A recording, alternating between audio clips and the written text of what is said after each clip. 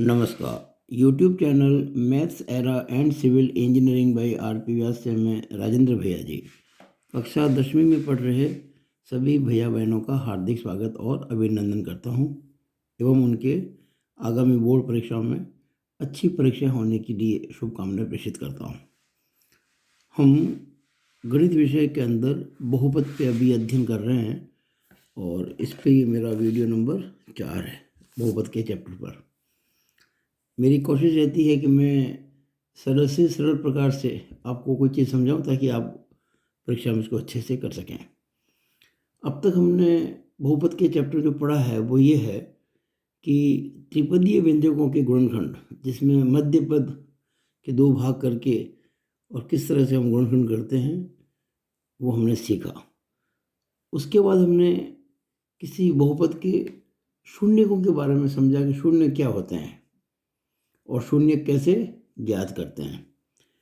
इसके बाद हमने शून्य ज्ञात करके शून्यकों और गुणांकों के संबंधों के बीच में, जो बहुपद के गुणांक होते हैं ना, वो और शून्य के बीच में क्या संबंध होता है, इसकी सत्यता जो हमने करने के बारे में सीखा। जहाँ हमने देखा था कि alpha plus beta is equal to minus B upon A और alpha into beta is equal to C upon A, जहाँ अल्फा और बीटा शून्य है। आज इस वीडियो में हम जो करने जा रहे हैं वो ये है, देखिए, द्विघात बहुपद ज्ञात करना। जब इसके शून्यकों का योग और गुणनफल ज्ञात हो, यानी हमको किसी द्विघात बहुपद के जो शून्य है उनका योग भी ज्ञात है, यानी कि अल्फा प्लस बीटा ज्ञात है, और उनका गुणनफल भी ज्ञात है, यानी कि अल्फा इंटू बीटा ज्ञात है, तब हमें ये पता करना कि द्विघात बहुपद क्या है, बहुपद ज्ञात करना है। तो उसके लिए देखिएगा, मैंने जो आपको एक तरीका सिखाने की कोशिश की वो ये है, माना ax² प्लस bx प्लस सी अभीष्ट द्विघात बहुपद है। अगर हम किसी तरह से ये a, b और c ज्ञात कर लें तो हमें आंसर मिल जाएगा। अब a, b और c कैसे ज्ञात करेंगे उसका तरीका समझिए आप। जैसे s होता है शून्यकों का योग, हम कहते हैं ना सम, शून्यकों का योग जो होता है अल्फा प्लस बीटा, और p यानी कि प्रोडक्ट अर्थात शून्यकों का गुणनफल जो होता है अल्फा इंटू बीटा। हमने यह सिद्ध किया था कि alpha plus beta minus B बटा ए होता है, और यह भी सिद्ध किया था कि अल्फा इंटू बीटा सी अपॉन ए होता है, यानी कि s बराबर माइनस बी बटा ए और p बराबर सी बटा ए। हमको s और p पता है, देखो s भी आपको दे रखा है प्रश्न में, p भी दे रखा है, और अब हम इन दो की सहायता से, यानी s और p जो ज्ञात है इनकी सहायता से a, b और c ज्ञात कर लेंगे तुरंत, बहुत आसानी से। वो मैं आपको अगले कुछ मिनटों में ये करके बताता हूँ। खास बात क्या देखिएगा, यहाँ भी नीचे हर में a आ रहा है और यहाँ भी नीचे हर में a आ रहा है, तो हम s और p जो आपको दे रखा है ना, उन दोनों में हरों को सेम बनाएंगे, समान बनाएंगे। उसके आधार पर तुरंत हम a, b, c की गणना कर लेंगे। a का मान क्या है, b का मान क्या है, c का मान क्या है, और जैसे ही a, b और c के मान ज्ञात होंगे वो हम इसमें रखकर a, b और c की जगह पर ये बहुपद ज्ञात कर लेंगे। देखिए किस प्रकार से मैंने आपके लिए जितने भी प्रश्न बन सकते हैं आपकी पुस्तक के वो सारे ले लिए हैं, उदाहरण और प्रश्नों के सहित, और मैंने उनको अपना क्रम दिया है। सीरियल नंबर 1, 2, 3, 4, 5, 6, 7 प्रश्न मैंने ले लिए। ये आपकी किताब के उदाहरण और प्रश्नों को मिलाकर है, और मैंने साथ में उत्तर भी दे दिए, और कुछ प्रश्न हम अभी इस वीडियो में करेंगे, और शेष आपसे अपेक्षा है कि आप स्वयं घर पे करेंगे और उत्तर की जांच कर लेंगे। देखिए कि आपको करना क्या है। जैसे इसको देखिए, पहला जो क्वेश्चन मैंने लिया है, शून्यकों का योग किसी बहुपद के, उसको हम s कहते हैं। शून्यकों का गुणनफल, इसको हम p कहते हैं, और द्विघात बहुपद हमको ज्ञात करना है। अब पहले प्रश्न में शून्यकों का योग दे रखा है -3, ये सरल रूप में है, कोई इसमें दिक्कत की बात नहीं। तो हम इसको -3 को क्या कर सकते हैं कि -3 बटा 1 कह सकते हैं, और 2 को हम कह सकते हैं 2 बटा 1। अब क्या हो गया कि दोनों में जो हर है ये एक भिन्न है ना, ये एक भिन्न है जिसका अंश तो है -3 और हर है 1, इसका अंश है 2 और हर है 1। अब देखिए, पहले हम पहला प्रश्न करते हैं। ये पहला प्रश्न, ये वाला प्रश्न कर रहे हैं हम, ये वाला। आप देखिएगा, शून्यकों का योग आपको दे रखा है -3/1, यानी हम कह सकते हैं कि alpha plus beta is equal to -3/1 एवं शून्यकों का गुणनफल 2/1, यानी कि अल्फा इंटू बीटा बराबर 2/1। ठीक है। अब आप देखिएगा, अब जानते हैं कि अल्फा प्लस बीटा होता है -b/a, तो -b/a इज इक्वल टू -3/1 एवं अल्फा बीटा होता है c/a, तो c/a बराबर 2/1। अब आप अगर कंपेयर करें, तुलना करें, तो स्पष्ट रूप से यहाँ a का मान 1 और -b का मान -3, यानी कि b का मान 3। और देखिए, यहाँ भी 1 है और वहाँ भी 1 है। इसका मतलब a का मान जब 1 होगा तो -b का मान -3, अर्थात b का मान 3 और c का मान 2 होगा। तो हम कह सकते हैं तुरंत तुलना करने पर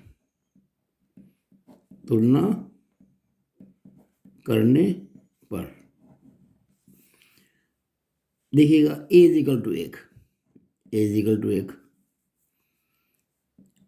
इक्वल टू, b तो सीधा नहीं निकलेगा, एक्चुअली -b है, तो -b इज इक्वल टू -3, और -b का मान -3, तो माइनस माइनस कट जाएगा, तो हम कह सकते हैं कि b बराबर 3, और c तो साफ दिख रहा है, c बराबर 2 एवं c बराबर 2। तो क्या आ गया, a बराबर, b बराबर, c बराबर, a बराबर 1, b बराबर 3 और c बराबर 2। अब आप देखें कि जब a का मान 1 होगा, ये देखिएगा,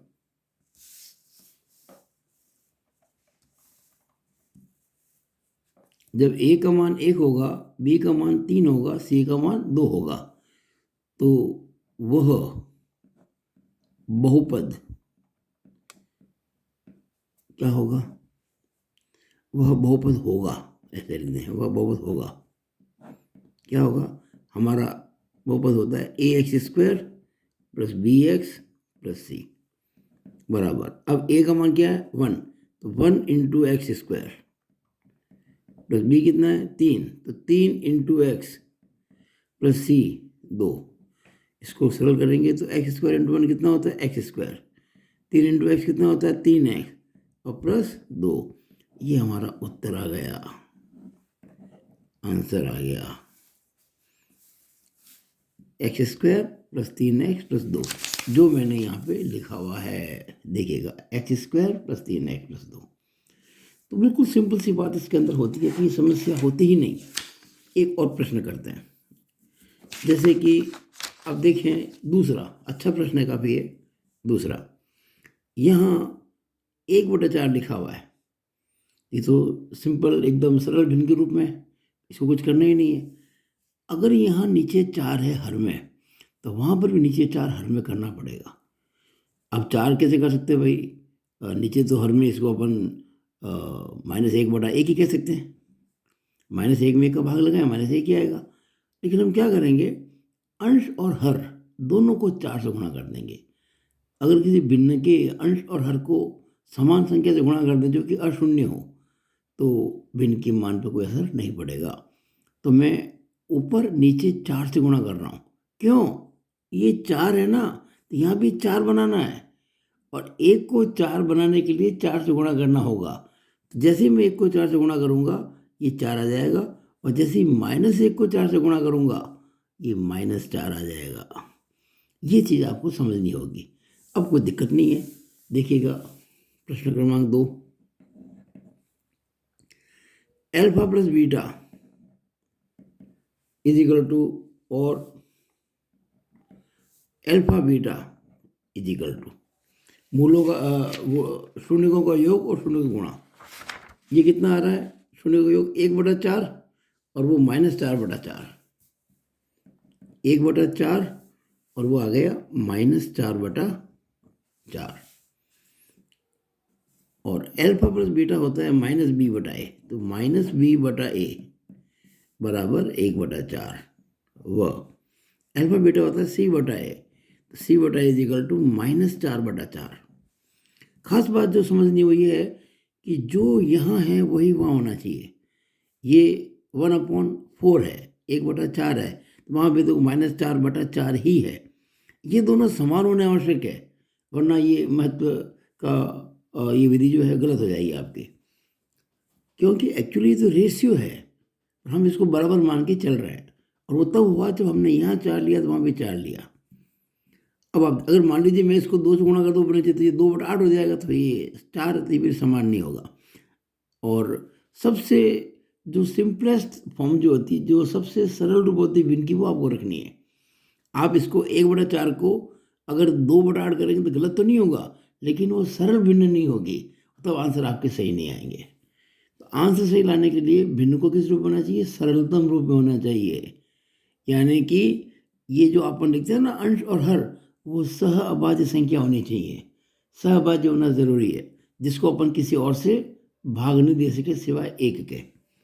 अब 1 और 4 के अंदर हम देख सकते हैं कि सिवाय 1 के किसी का भाग जाएगा नहीं, ये बाकी वो तो जो होगी वो होगी, उसमें आप कुछ नहीं कर सकते।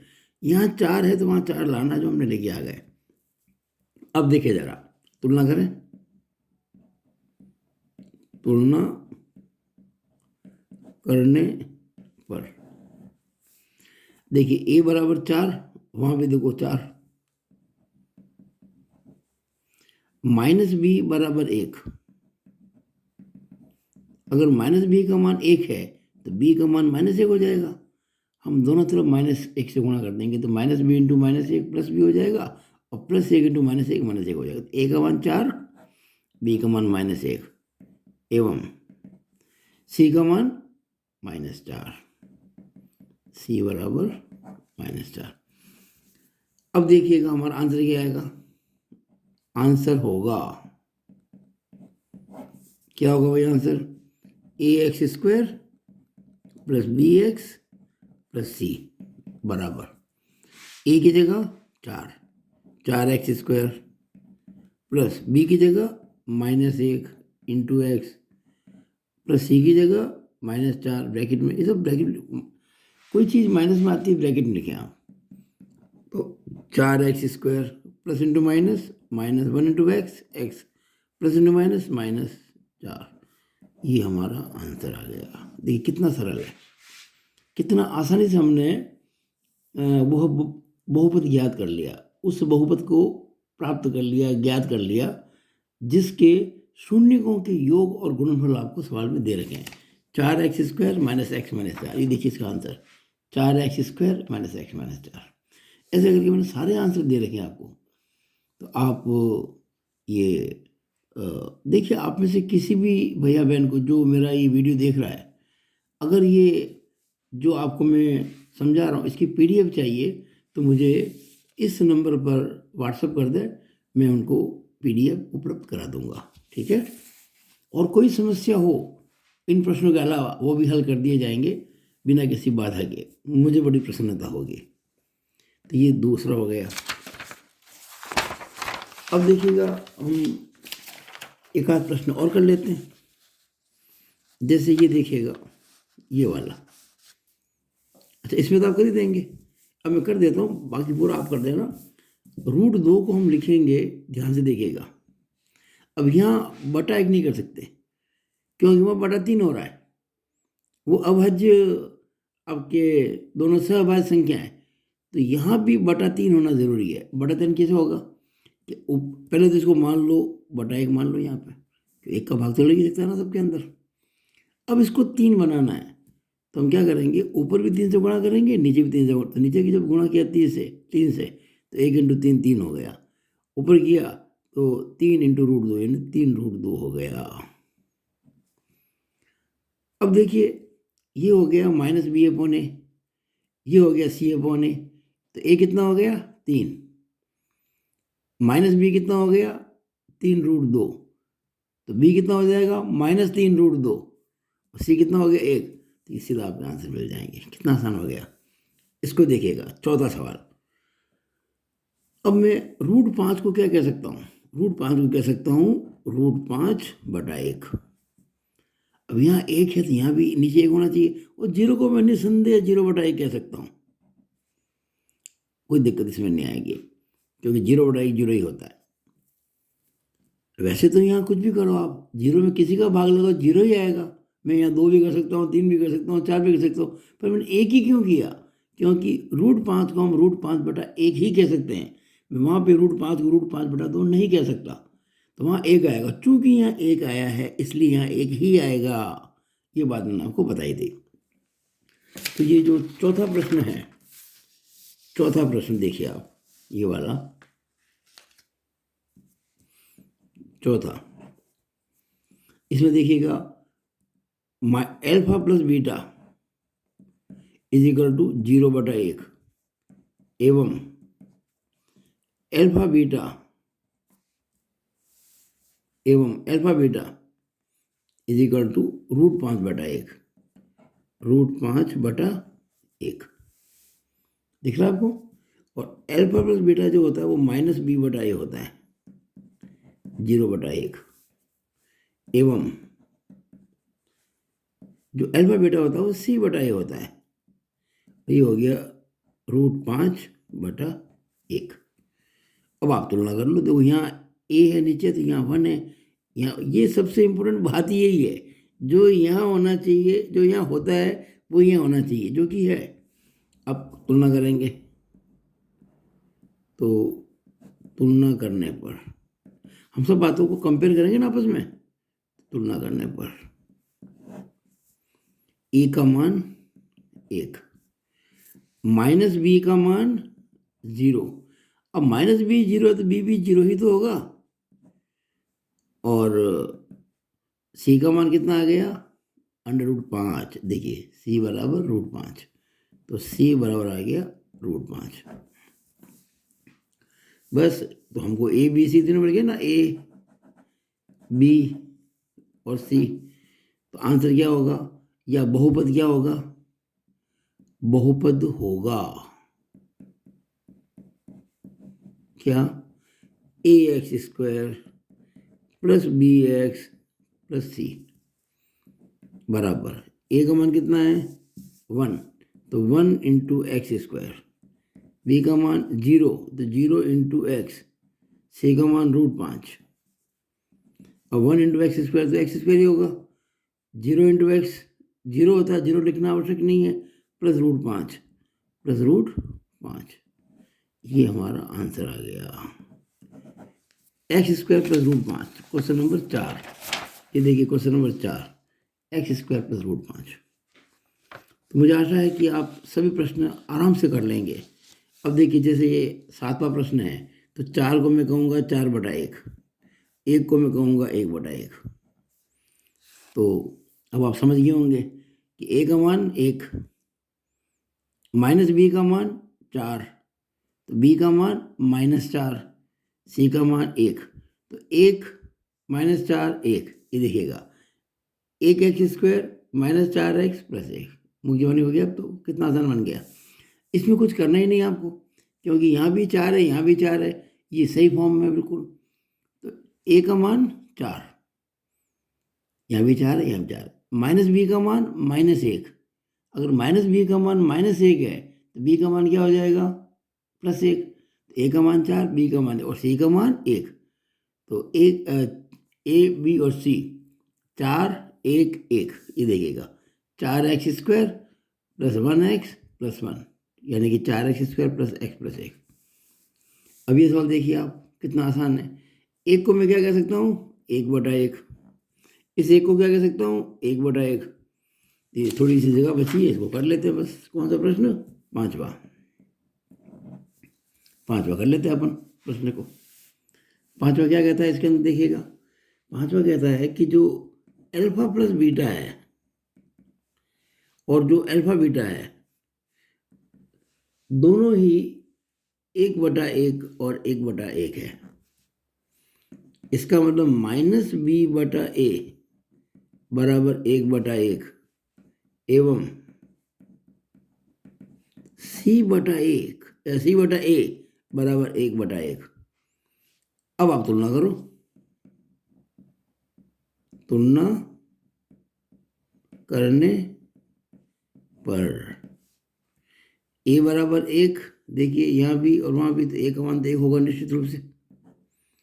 माइनस बी का मान भी 1 होगा, ये ना माइनस बी, ये भी 1 है। अगर माइनस बी का मान 1 है तो भाई बी का मान हो जाएगा -1।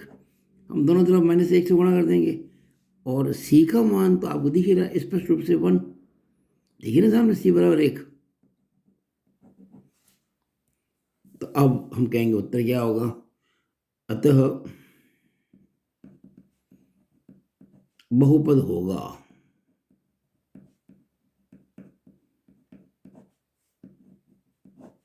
क्या, हमारा सूत्र क्या है बहुपद के लिए, ax² + bx + c। ये बहुपद का प्रामाणिक रूप है। अब a का मान कितना है 1, तो 1 × x²। b का मान कितना है -1, तो -1 × x। c का मान कितना है 1, इसको सरल कर लें तो 1 × x², तो x² ही होता है, प्लस इंटू माइनस, -1 × x और +1, और ये +1, ये हमारा आंसर आ गया। x² - x + 1, कौन सा प्रश्न है 5वां, ये देखिएगा 5वां, x² - x + 1। तो मैंने आपके लिए बिल्कुल सरल बना दिया है इस प्रकार के प्रश्नों को, कि जब कभी शून्यकों का योग और शून्यकों का गुणनफल दे रखा हो तो आप बहुपद ज्ञात कितनी आसानी से कर सकते हैं, ये बात मैंने आपको समझाने की कोशिश की है, उसका अच्छा सा प्रयास किया है। करीबन आगे लिख भी दिया है यहाँ पे शुरुआत के पेज पर, जो मैंने आपको समझाया ना वो सब इसमें लिखा हुआ है। ये पहला पेज है इस वीडियो का, कि भाई s होता है -b/a और p होता है c/a, ये दोनों में a बराबर आ रहा है, तो ये दोनों भिन्नों के अंदर जो हर है उसको a बनाएंगे, सेम बनाएंगे, और उसका आधार पर ये सीधा ही, ये मान तो a का, ये मान ऊपर -b का, तो b का निकल जाएगा और c का आएगा। और इस तरह से अपन बहुपद जो है ax² + bx + c जो वो ज्ञात कर लेंगे। दोनों देखिए लिखा ना, दोनों भिन्नों में हरों को समान बनाकर, ये खास बात जो मैंने की थी वो लिखी हुई है, आपको समझ में आ जाएगी। तो मुझे पूरी आशा है कि आप लोगों को बहुत अच्छे से बात समझ में आ गई होगी, और आशा करता हूँ कि आप और भी अच्छे से पढ़ेंगे, और कोई समस्या होगी तो मुझे सूचित करेंगे। मैं कोशिश करूँगा कि आप लोगों की समस्याओं का निदान कर सकूँ। धन्यवाद।